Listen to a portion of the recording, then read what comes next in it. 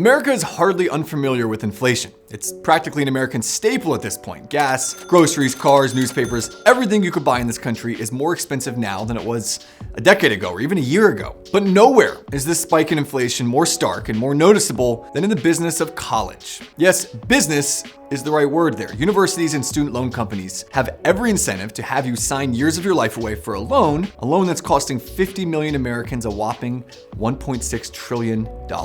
So what do we do with all that debt? Well, currently the most popular proposed solution for many on the left is just snap our fingers and cancel it.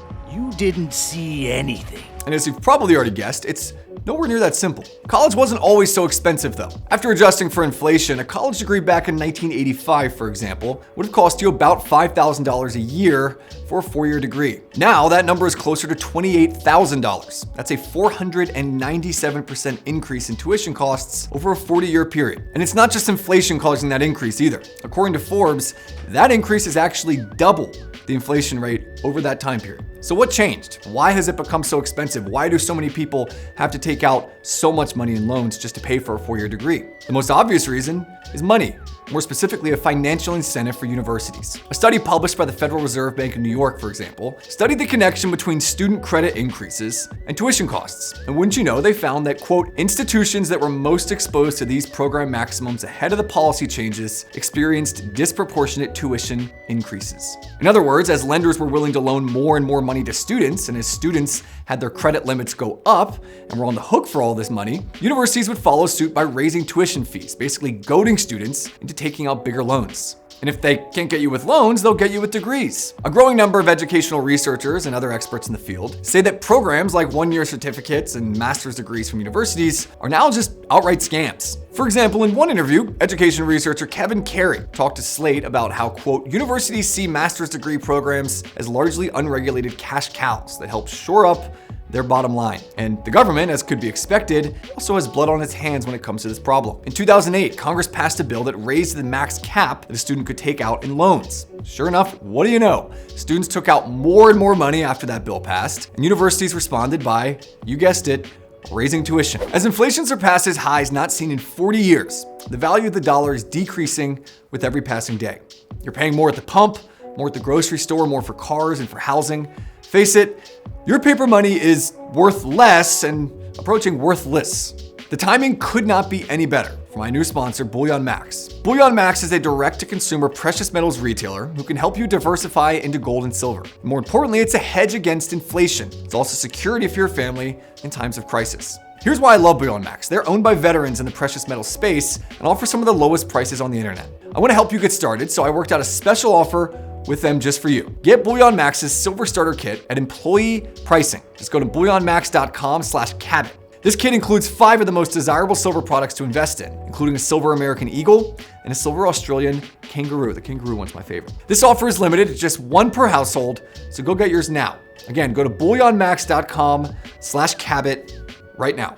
But now we've got another issue to deal with, and that's the looming $1.6 trillion bill that's still owed by nearly 50 million Americans. Luckily, the best minds in Washington have solutions, and we can rest easy knowing that they're on it. America's favorite president, Joe Biden, for example, is also working hard on the case. On April 6th, President Biden and the Department of Education announced that they'd extended the student loan freeze that had initially been put in place during COVID lockdowns. And wouldn't you know it, he extended it until right before midterms. That move also grants people who defaulted on their student loans a, quote, reset. What is a reset exactly? Well, he says it's a complete start over with no financial repercussions. This was an extension to an emergency moratorium that started when Biden began his presidency. As his White House chief of staff proudly noted at the time, Joe Biden right now is the only president in history where no one's paid on their student loans for the entirety of his presidency. Not exactly sure if that's a bragging point, but neither here nor there. But that extension of the moratorium still wasn't good enough for many of the president's supporters who want to see all debt forgiven. Failed presidential candidate and America's most famous socialist, Bernie Sanders, is also not satisfied with Biden's proposal. For years now, Sanders has advocated for student debt erasure, not relief, total erasure. Hit the reset button.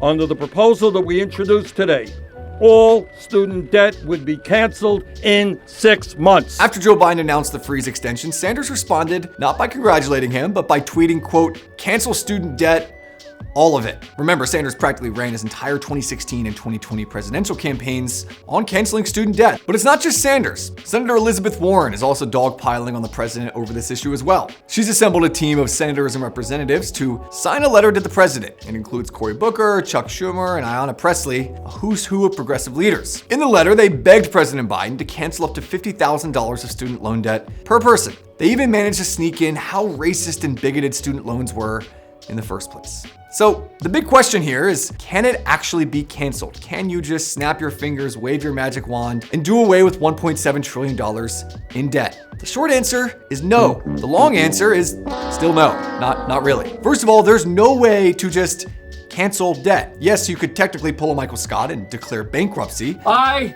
declare bankruptcy! Or you could default on your loan, but again, that comes with major financial repercussions down the line, and that loan still has to be paid somehow. But if there's anything that hundreds of years of basic economics has taught us, it's that you can't make giant loans disappear, especially ones to the tune of $1.6 trillion. And there's also the question of whether or not it would even be legal to cancel all that student debt, even if it were possible, which again, it's not. House Speaker Nancy Pelosi has repeatedly stated over the last 2 years that President Biden does not have the power to cancel out student loans, that he can only delay them. You can imagine how that's going to go over with progressives. And perhaps the most important question in this entire conversation is, why should blue-collar, middle-class Americans, or any American for that matter, pay a single cent towards some random liberal grad student's degree in gender studies or any student's degree in any field? Why are average Americans the ones shouldering the burden of people who chose to take on these loans? Maybe it's time for some personal responsibility. I'm Cabot Phillips with the Daily Wire. Thanks for watching.